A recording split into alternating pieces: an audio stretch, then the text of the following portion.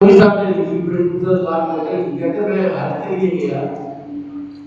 تو حج سے واپس آ رہا تھا تو ہمارا جو جہاز ہے بحری جہاز ہے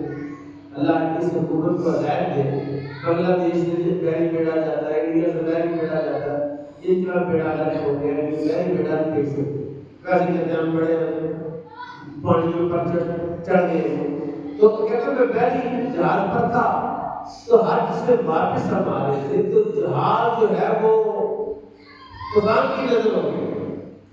اور پھر 4 دن مسلسل طوفان میں کبھی ادھر کو جا رہا جہاز کبھی ادھر کو جا رہا میری والدہ بھی اس پر تھی تو پھر مجھے پوچھا کہ احمد رضا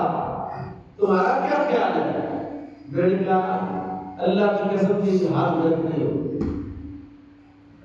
یہ بات میں نے کر تو تھی لیکن مجھے یہ لگا کہ مجھے قسم نہیں کھانی چاہیے تھی میری والدہ جو ہے میری اس قسم پر مطمئن ہو گئی کہ میرے بیٹے نے کہہ دیا ہے کہ یہ جہاز غرق نہیں ہوگا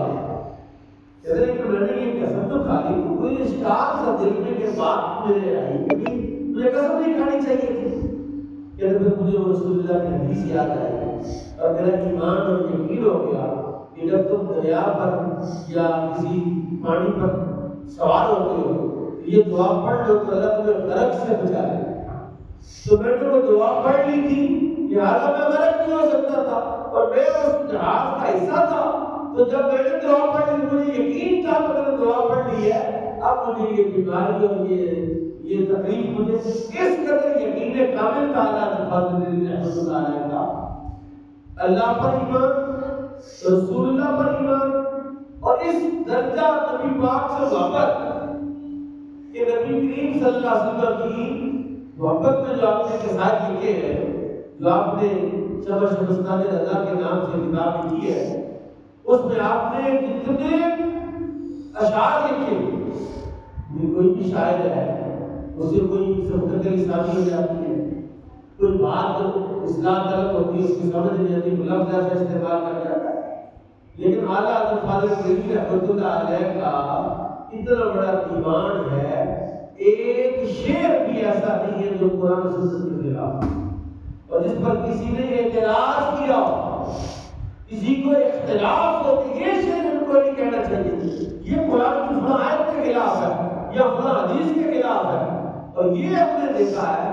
کہ اب وہ لوگ جو کلام کو سمجھتے ہیں دوسرے مسالک کے لوگ بھی ان کا کلام باقاعدہ پڑھتے ہیں اور باقاعدہ سمجھتے ہیں کہ ایسا کلام لکھنے والا بندہ جیسے مولانا اشرف علی تھانوی صاحب کے بارے میں یہ کسی نے پوچھا کہ آپ کے بارے میں تو اعلیٰ حضرت نے کفر کا فتویٰ دیا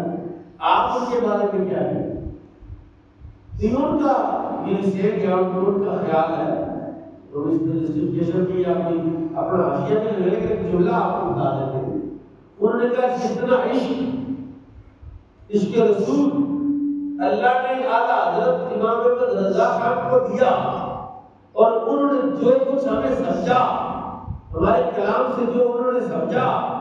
اگر وہ ہمیں کافر نہ کہتے تو خود کافر ہو جائے اور حالانکہ یہ بہت بڑا الزام ہے اعلیٰ حضرت پر یہ بات خاص میں کہتے رہتا ہوں یہ توجہ سے سنیے گا اعلیٰ حضرت کے بارے میں یہ جھوٹی بات ہے الزام ہے بہت بڑا انہوں نے کسی کے بارے میں کفر کا فتویٰ دیا ہے ہرگز بالکل جھوٹ ہے اور سفید جھوٹ ہے ان سے کسی بندے نے یہ 5 عبارات لکھ کر دی کہ جس کے بارے میں اللہ کے بارے میں کچھ کہا گیا آج کی پر اللہ تعالیٰ کی حکمت کی بات اللہ قادر ہے نبی کا خیال نماز میں آ جائے جبت بیل کے خیال سے کرتا ہے نبی کا علم غیب جو ہے وہ تو یہ نہیں ہو سکتا جلدی ہے کہ جس میں نبی کی تفسیر کیا ہے تو ہر گدے بیل کو جس طرح کا پھر یہ کہ جس کا نام حسن علی ہے وہ کسی چیز کے بارے میں یہ 5 عبارات یہ کسی نے ان کو لے کے نہیں کہ آپ اس پر فتویٰ اب حج پر جا رہے تھے آپ نے کہا کہ وہ عبارات لے گیا میں 36 علماء حرمین کو پیش کیا